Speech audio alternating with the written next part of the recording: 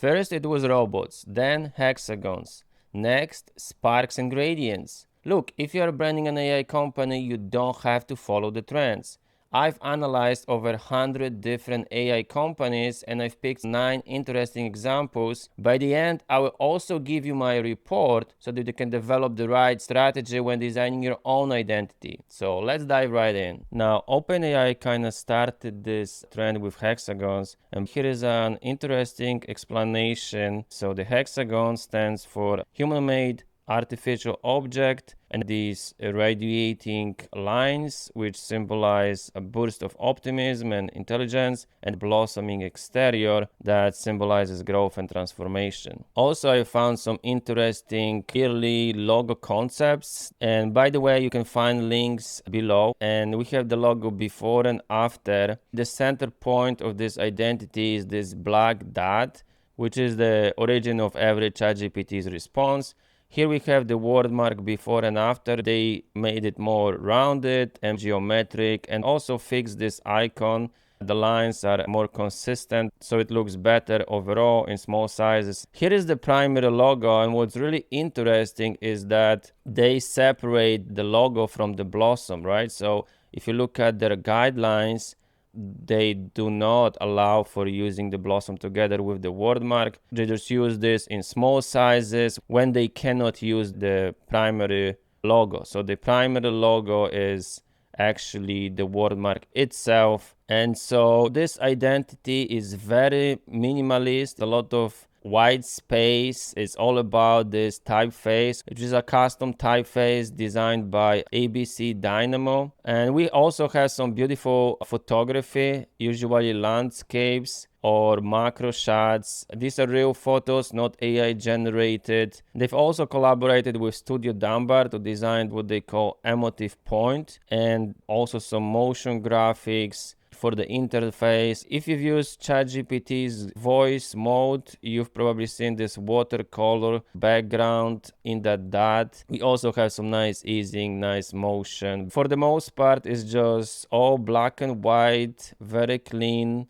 A lot of white space, although we do have some colors here and there. They just keep it very clean. You know, think about Uber. It's very modular, very cohesive, a typical corporate design system. Okay, then we have Gemini, which was designed by Porto Roja, and they kind of reclaimed that spark symbol. We have some nice gradients. It feels kind of magical. We also have some custom graphics, motion, and so on. I really like this gradient. It feels uniquely Google. And I really like this icon set as well, that is tied together by using that spark symbol. So again, we have some custom backgrounds, we have some motion, and it all looks very clean and professional.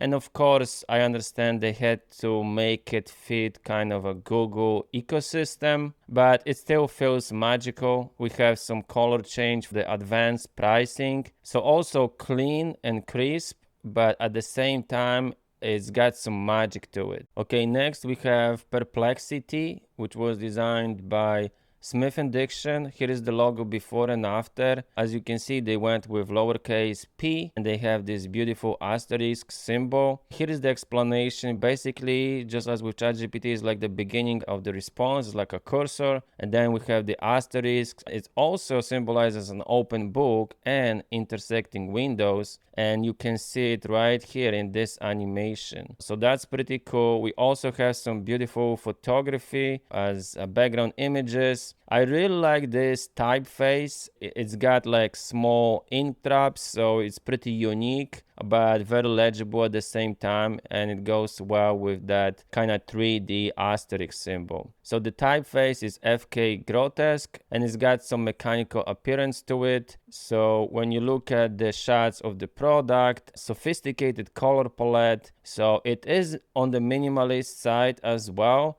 but it's very unique, and I would say more interesting than ChatGPT for sure. Now let's look at another big player, Mistral, this time from France. Here is the logo before and after, and it was designed by Sylvain Boyer. What's quite unique is that they use this kind of a pixel art aesthetic. Believe it or not, this is actually a cat's face, which I didn't know, but once you see it, you will never unsee it, just like as with FedEx logo. It's quite unique. I really like those variations of the icon right here. We have hot red and some orange, pixel art illustrations, icons, shots of a presentation, a website, and some social media posts. Overall, I think it's got some unique charm to it. I think it's very well done. Okay, so now let's review a few other less known startups. First, we've got Cohere, designed by Pentagram. We have this beautiful logo with 3D morphing shapes in the background. Those shapes are actually meant to represent cells. They took inspiration from biology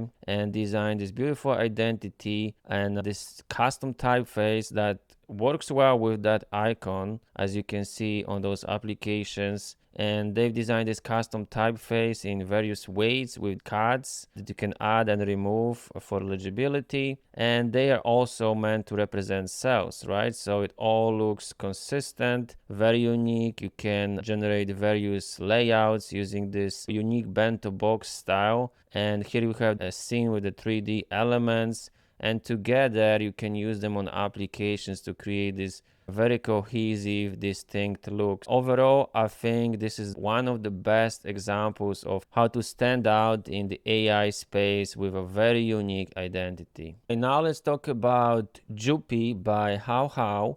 We have these beautiful surrealistic illustrations, and we have this custom typeface. It looks like it was cut out of paper. You see those surrealistic illustrations here. And here is the logo. The icon is actually on the right side and is meant to represent the thinker standing up. We have some animation here and some few shots of the identity. I really like this surrealistic style, and with some clever messaging right here from decision maker to decision maker. We have some motion.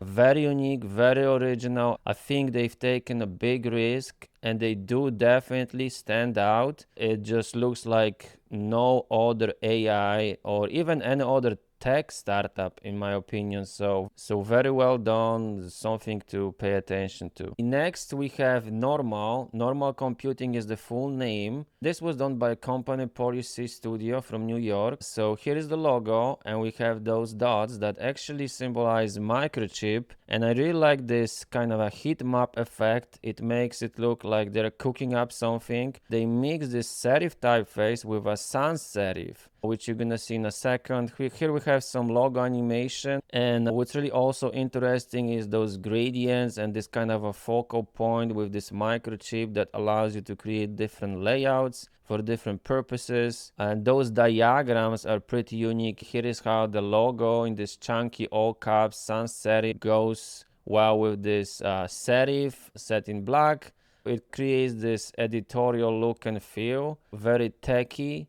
And we have those animated diagrams, and it all makes it look precise and technical. So also a very nice identity and very different from other companies in the AI space. Okay, now we have yet another distinct identity. This time it was designed by Koto. We have this logo set in a chiseled typeface, and they've created this stylized F monogram. We have some motion here. It all looks like academia meets corporate world, which was actually the goal of this identity. They also created this threshold generator that allows you to create backgrounds for different applications. So overall, it looks very sophisticated. This typeface was based on Albertus, which is a famous London typeface. It's all over London, so it makes sense just because they are from London. And you have a few shots right here. I really like the colors. I really like this threshold background, and it all looks very sophisticated and very different from other AI brands for sure. And then we have Visual Electric by Manual, and this is an image generator. We have this icon of an eye that changes form, and we have this unusually stuck name with typography that also changes form. It was inspired by electric circuit symbols. As you can see here, it's an image generator, and we have some motion right here, some custom backgrounds. I really like the typeface. It's a great metaphor for generative AI. Here we have some shots of the UI, the typeface itself, again the eye icon that changes the form, and we have some analog photography, which kind of complements this identity. Very modern, but also sophisticated at the same time. I would say also playful. Here are some other applications. We have icons, stickers, posters, and so on. Even business cards look so unique. As you can see, each business card is very different. So overall, this is also an interesting identity that makes the product look so much more exciting. And if you're looking for a designer, you know where to find me. Like this video if you like it, and follow for more tips on branding and design. And I will see you in the next video.